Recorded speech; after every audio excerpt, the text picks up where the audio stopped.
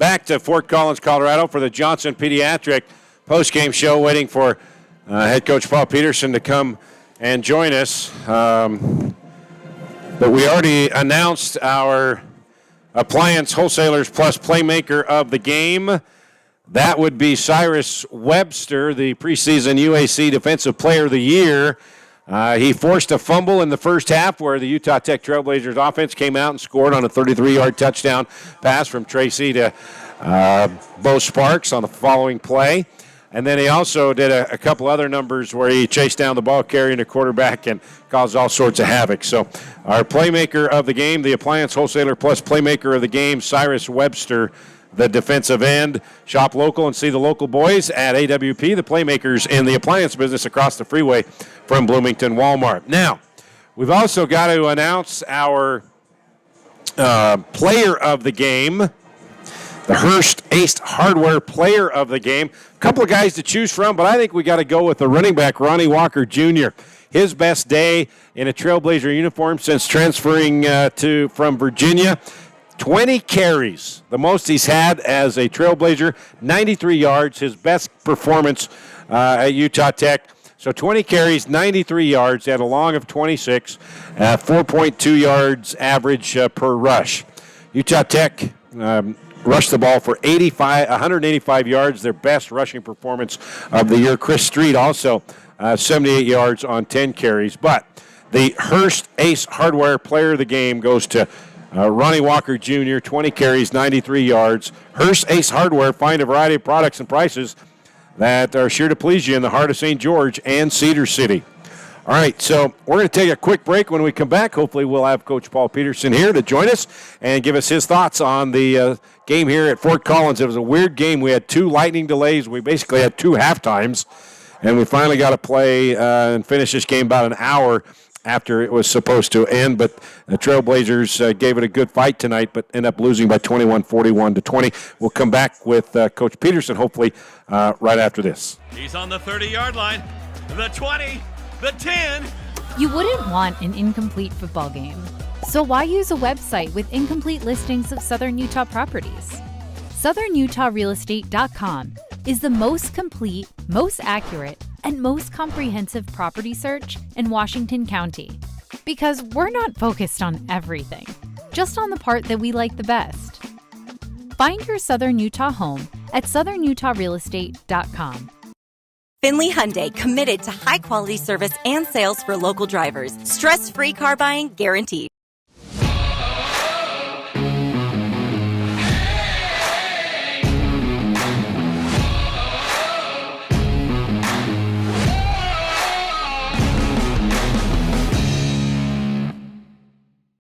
Got a project at work or around the house? Well, think Bucks Ace Hardware. Think Bucks for all the top brands like DeWalt, Milwaukee, and Stihl. Plus, Bucks has the best sporting goods department. You've got to see their gun department. It's stocked with a great selection of guns and ammo and accessories. 2 locations at the Dino Crossing in St. George or State Street in Hurricane. We love giving back to our community, and over the years, we have provided vehicles for families in need, supported local charities, and helped train our first responders. Dealer Collision, your place for collision repair.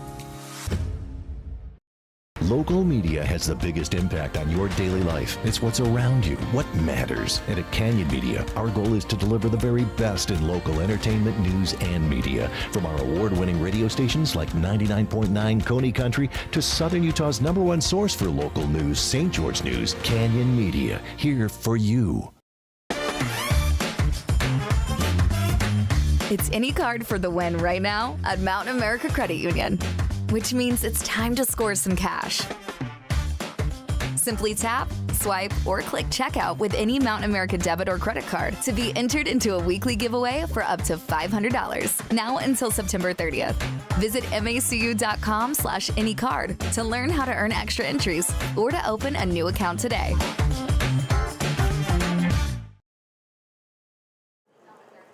And welcome back to Canvas Stadium here on the campus of Colorado State University in Fort Collins, Colorado. It's a final now after 2 lightning delays and basically 2 halftimes. Utah Tech gave it a good go tonight. It was a 1-point game, 21-20 early in the 4th, and it ended up being a 21-point win for the Rams, 41-20.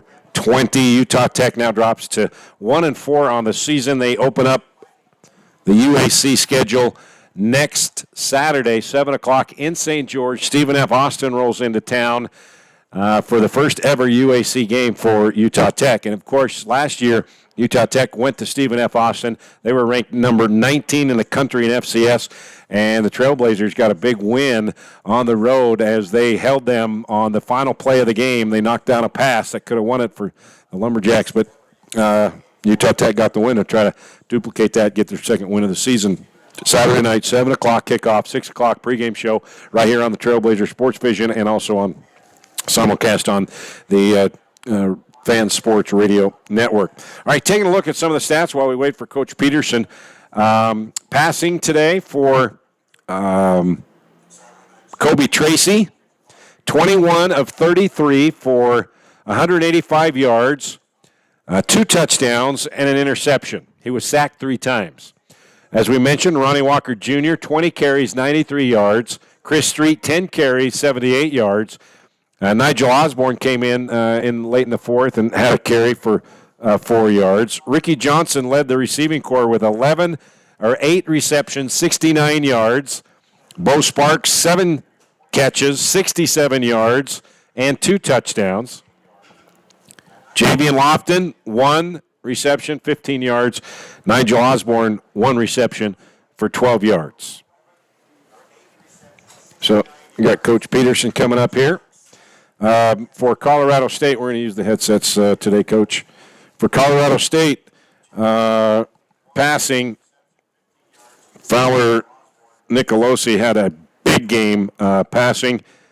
I'm trying to figure out where it's at here. 26 of 32, 2 interceptions, 4 touchdowns, 462 yards for Braden Fowler Nicolosi. All right. Coach, let's get you in you here. stay in the middle, man. No, we get you there. Pretty in the camera.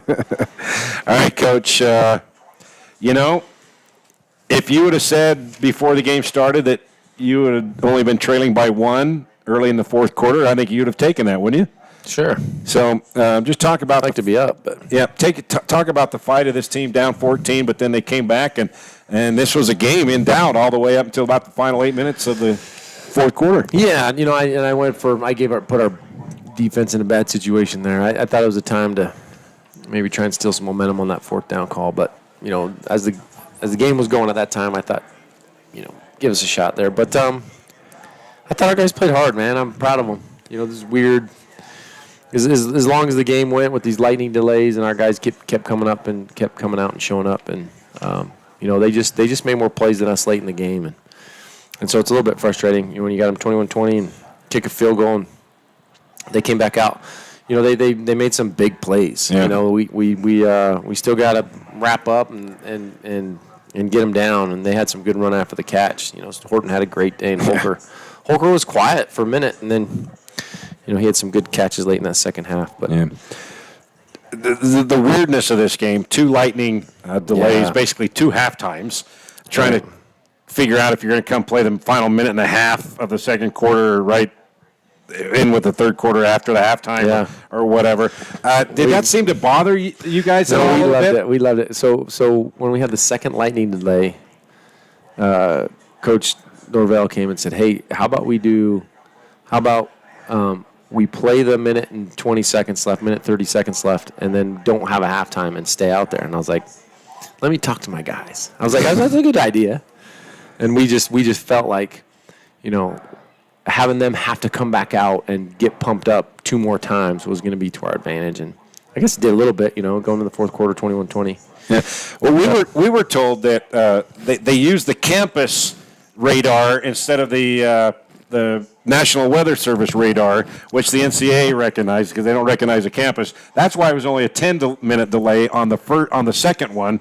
So that's why they sent you in, and and what I was told is that they thought that it was going to be the halftime right then and then come out and play the final 137 of the second quarter. And then they said, well, Coach Peterson said no, he wanted another halftime.